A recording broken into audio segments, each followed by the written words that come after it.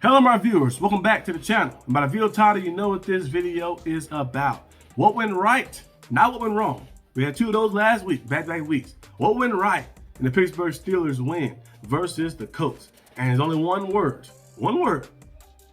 defense. Defense went right in this game because the defense went out there and played relentless football. Look at how the game started off. The game started off very shaky. The Steelers went 3 and out early. I missed that little part of the game because I was still driving home and the train was taking forever. It took about eight minutes for the train to pass by. Taking forever. I'm like, come on, man, really? And then I got to the house and so I turned the TV on. I seen Alec Pierce 32-yard reception. Now I seen the comment section down below. I think Jared. Jared was in there. Gino was in there as well. They said that the Steelers got 3 and out. You know, Byron and all them guys that was in there that always support the channel. Shout out to you guys. But they said that the Steelers went 3 and out. And I said, Steelers get the ball back. At halftime, they said, no, still got the ball first. I was like, dang, went 3 and out. And got the ball first? I was like, damn. And then I was like, I don't know what's going on with this game. And then the Steelers, I think the Colts went out there and scored on the Steelers. They had a QB sneak up the middle. Daniel Jones getting there, getting a touchdown. And I was like, oh, what just happened? And then the offense went out there and got 3 and out again. I was like, what is going on? And then you see the Colts with the ball back, and they started driving down the field, in the air and stuff. Still did a good job in neutralizing the run, but they started driving down the field in the air, getting play after play, and then one play happened by that man named TJ Watt, Trent Jordan Watt, off the edge with the strip sack, and that play right there turned the tides of the game. Okay, after that play, the Steelers defense started teeing off and started playing relentless, and we started seeing them get pressure inside. They're doing a good job, of course, up to that point, stopping the run and everything, but we trying to get them to get inside, get pressure, and get to Daniel Jones. And they finally got to Daniel Jones, and they got to him many times in this game. They sacked him 5 times in this game, including, I think, a few strip sacks as well. 6 total turnovers at the muff punt that happened as well. The Steelers started saying, okay, we'll find a way to get things going, get things happening. Because the muff punt happened, I think, after the 3 and out we had. 3 and out happened, muff punt happened, and we didn't score any points in the muff punt, which was crazy. So we was like, come on, man, please. And then, of course, the Colts had a fake punt. They got that. And TJ Watt making that big-time play on that drive. Like that, a lot of things happened in that little span. The strip sack for TJ Watt, getting that play, and went out there and had things happen. And you're like, okay, there we go. Now things are getting going. And then you look at Peyton Wilson getting the interception like that. And you get some points on that play as well. Like, okay, let's get things going. And then you get the field goal, of course, to end the half. Make it 17-7. And then in the second half, went out there with relentless. Alex Highsmith getting the strip sack. Peyton Wilson bobbling the ball up in the air. Jack Sawyer getting an interception. JPJ got an interception later in the game as well. And you just stayed with it. Caleb Bennett getting a sack, of course, as well. The Steelers defense just stayed relentless and everybody ate. They finally sent blitzes in different spots. They finally mixed it up as well. We had Herbig out there with Sawyer. And you see Herbig, when he played more minutes, you see what happened, right? He get pressure in. He might have had, I don't think he had a sack today, but he had some pressures in there like that.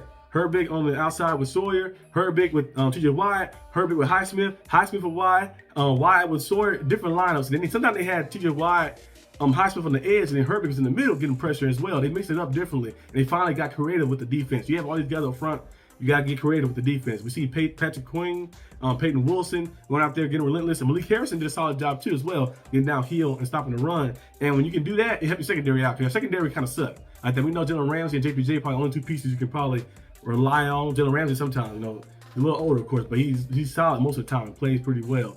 He had a few mishaps throughout the season, but plays pretty well overall. But JPJ plays a good job. You know, he has some penalties here and there, but he does a good job, of course. But secondary not the best. But we can get pressure up front, and your front seven can actually get to the quarterback and actually make it tough for the quarterback. They have the secondary out a lot, and we've seen that, of course, in this game. The Steelers front seven getting pressure in, have the secondary out a lot, and they was able to get there and get to the quarterback, and they were able to get to Daniel Jones and cause mistakes, of course. And you know, Daniel Jones, the giant blood is still in him. I think turn the ball over. I know he had a good season this year, but he still has some moments, of course, we know in the previous of his years. The pressure get to him, he just turn the ball over. And once you make it one-dimensional, where you have to go out there, and stop their run ability. Just Taylor coming in the game, averaging over 140 rushing yards, 130 rushing yards a game, and going crazy. He scored, like, I think 3 touchdowns.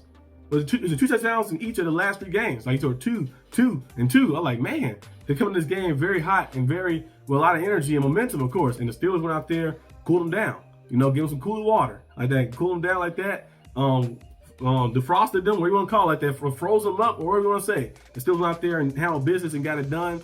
And then now you're looking at, of course, sitting at 5-3. the top of the division. The Bengals lost. The Bengals dropped to 3-6. The Ravens won their game, of course. They won back-to-back games. They're 3-5 now. Still gotta watch out for them. We played them in like 5 weeks. But now you got the Chargers, of course, next. Then you got the Bengals again, then the Browns. You got some games that can definitely be winnable. And like our last 9 games, I think the Steelers can go 6-3 over that course and finish 11-6. Because there's a lot of games that are very winnable, especially when you're playing like this, when you're getting pressure in. You see what happened when you finally start sitting pressure in. You finally start engaging those guys in instead of letting our guys just sit there and try to hope they can get through. No. Mix it up a little bit. Say, okay, now working this way, we're going to send a guy up the gap. We're going to send a guy on the outside. We're going to send a cornerback blitz. We're going to send a safety blitz. We're going to send a linebackers blitzing here like that. We're going to send 3, put all our guys out there. We put wide, hurt big, and high speed out there at the same time. Let them go out there and eat off on you. And it worked. It worked. The Steelers found a way to get it done. It worked. Got the victory, and now you're sitting at 5-3, and Victory Monday. Victory Monday for the Steelers, and a big time win for the Steelers. You know, so you shut down all the noise, all the critics and everything that's happening. You end the streak. You don't lose the locker room as well, because you lose 3 games in a row. The locker room started to stop believing things like I said. I don't believe what he's saying, because he's saying this every week, but we're losing still. But winning this game gives them confidence. It builds a confidence in the coaching staff, confidence in the players as well, and it gives you momentum as well as you enter and going forward. And people will start putting some respect on your name as well. If you go out there and beat the top team in the AFC. So if I beat top team in the AFC, what that makes me? Exactly. Start opening questions, of course, as well. So Steelers go out there and keep playing your game, keep getting pressure in, and keep playing through the defense.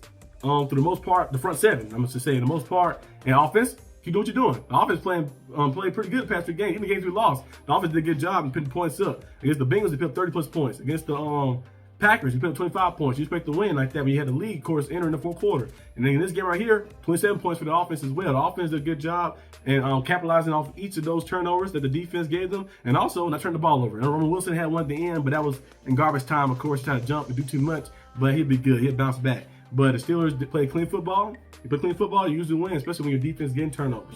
So that's a big time win for us. Nice victory. I hope you guys enjoyed this video. If you did, like, subscribe for more content. And I'll see you guys next time on the channel. Will probably be, well, I'll still send a kit later today, but I'll see you tomorrow on this channel. Peace out.